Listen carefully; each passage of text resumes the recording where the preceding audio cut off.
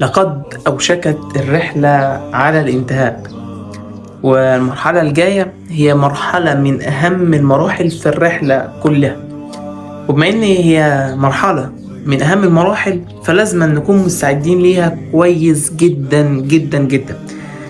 الرحلة عدت واستفدت بيها في حاجات كتير جدا، وعدت مواقف وحاجات اتعلمت منها دروس في الحياة، وحاجات هتستفاد منها وهتحتاجها في حياتك أو فيما هو قادم في حياتك إن شاء الله. وبما إني الرحلة دي المرحلة دي من أهم المراحل في الرحلة، فأنا هنتكلم في 3 مواضيع مهمين جدا. ولكن قبل ما هنتكلم في المواضيع المهمة زي مثلا هنعمل إيه بعد اللجنة، تركات مهمة جدا في البابل شيت، قبل اللجنة في حاجات لازم تعملها. هي إيه بالظبط؟ عايزين نتهيأ نكون إن إحنا أصلا نقدر نستقبل كلام زي ده، أصلا نقدر ان احنا ننفذ كلام زي ده، ونكون لسه فينا الطاقة ان احنا نعمل حاجة زي كده. فالفيديو ده فيديو تهيئة للحاجات دي، فيديو تهيئة مهم جدا للمرحلة الجاية، لأهم حاجة في الرحلة. خلاص الرحلة المرحلة دي هي اللي هتقيم كل الرحلة. فايه الحاجات المهمة وازاي هنهيئ نفسنا، وده فيديو النهاردة.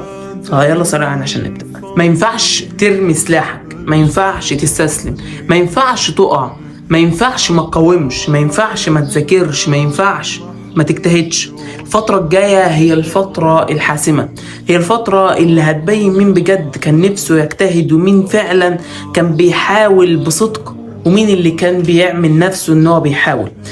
ليست العبرة بمن سبق ولكن العبرة بمن صدق. ممكن تصدق ربنا في 3 أيام ليالي امتحانات قبل كل مادة يفرقوا معاك، ينقلوك من 70 80 لأعلى من 85%.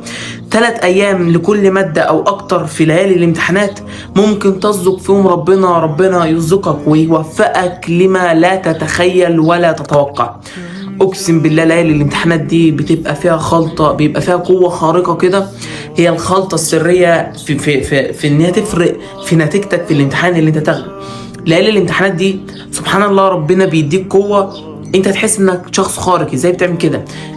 بناء على ان انا شخص لسه مخلص امتحانات، كان ترم من اشد الترمات اللي عندنا في صيدله، الترم الثاني في ثانيه، والترم الاول برضه في ثالثه. فالترم كان تقيل جدا، ولكن جت ليالي الامتحانات بما لا اتخيل ولا اتوقع.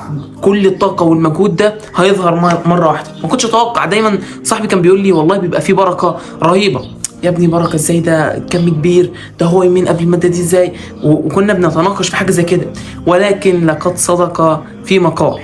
اقسم بالله اقسم بالله اقسم بالله بيبقى فيه بركه في الوقت وفي المجهود وفي الصحه وفي المذاكره رهيبه جدا. يعني ايه؟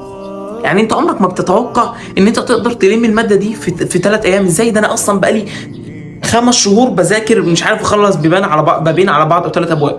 انا عايز اقول لك ان في ال3 ايام دول بس او ليالي الامتحانات دي كافلين ان انت تلم منهج كبير جدا، غير متوقع ان انت تعمل حاجه زي كده. كافلين ان انت طاقتك ومجهودك ما بتحسش إن ازاي انت بتعمل كده اصلا. انا كنت بنام 3 ساعات في كل ليالي الامتحانات، يعني بقالي بالظبط شهر بمتحن في كل ليالي امتحانات قبل كل ماده 3 أو 4 3 ايام او اقل او اكتر.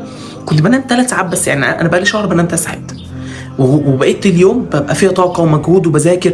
ما بحسش، ما جيتش مره كده فكرت يا انا ازاي ببذل المجهود ده، غير لما خلصت.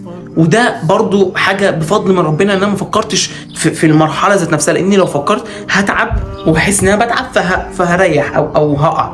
ولكن انا بعد ما خلصت ببص على الفتره اللي عدت دي، يا الله ازاي انا كنت بنام 3 ساعات بس في اليوم وكنت بعمل المجهود ده.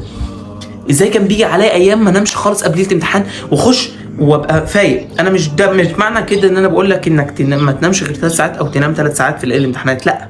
انا بس عايز اقول لك ان فعلا بيبقى فيه بركه وقوه خارقه في الليالي دي. انت فعلا لازم تهيئ نفسك ان انت تستغل حاجه زي كده، غيرك هيستغلها. فانا جاي انبهك وافوقك، اقول لك دي فرصه لازم تستغلها. ليالي الامتحانات وبركه ليالي الامتحانات بركه المذاكره، بركه الوقت وبركه الصحه وبركه المجهود وان شاء الله ربنا يزيل عنك كل التفكير اللي هو بيعطلك في ليالي الامتحانات. ده يفرق معاك جدا في الماده. انا جاي هقول لك ازاي هتذاكر في ليالي الامتحانات، بس مش في الفيديو ده.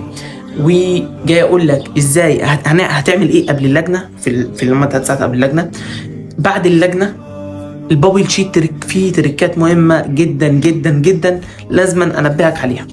ففي الفيديو ده كنت عايز اقول لك ما ينفعش تفكر التفكير السلبي في الفتره الجايه، خلاص ما ينفعش انت في الفتره الحاسمه، ما ينفعش يعني تبوظ كل حاجه عملتها وكل محاولاتك اللي عملتها. ما ينفعش.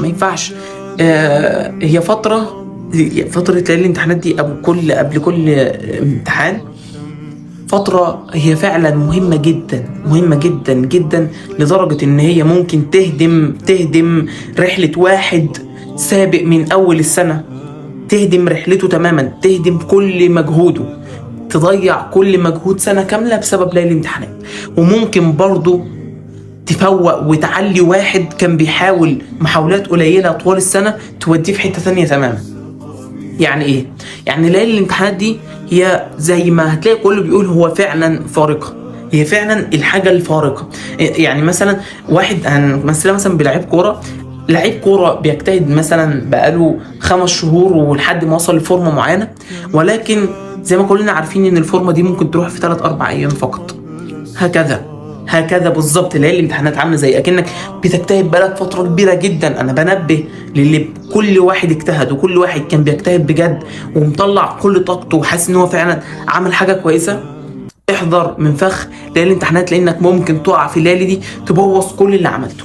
وعايز برضه انبه اللي حاسس ان هو ما عملش، عايز اقول له ان لسه في فرصه وفي جوهرة جاية اسمها ليالي الامتحانات، ممكن تحول كل اللي انت حاسس انك ما عملتوش وكل التقصير ده لحاجة كبيرة هتنقلك جدا من حاجة مثلا كنت شايفها مستحيلة لحاجة ممكنة وممكن فعلا تحصل.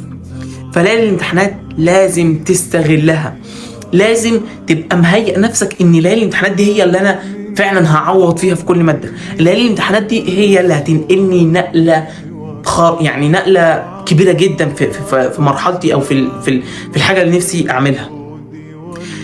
هيئ نفسك، هيئ عقلك، هيئ بيئتك لحاجة اسمها ليالي امتحانات ثانوية عامة. لازما بجد تكون بتفكر التفكير ده ان هي فعلا هتنقذني، ان فعلا ليالي الامتحانات دي انا محتاجها جدا، هي اللي هتفرقني وهي اللي هتساعدني في الحاجة اللي نفسي اعملها.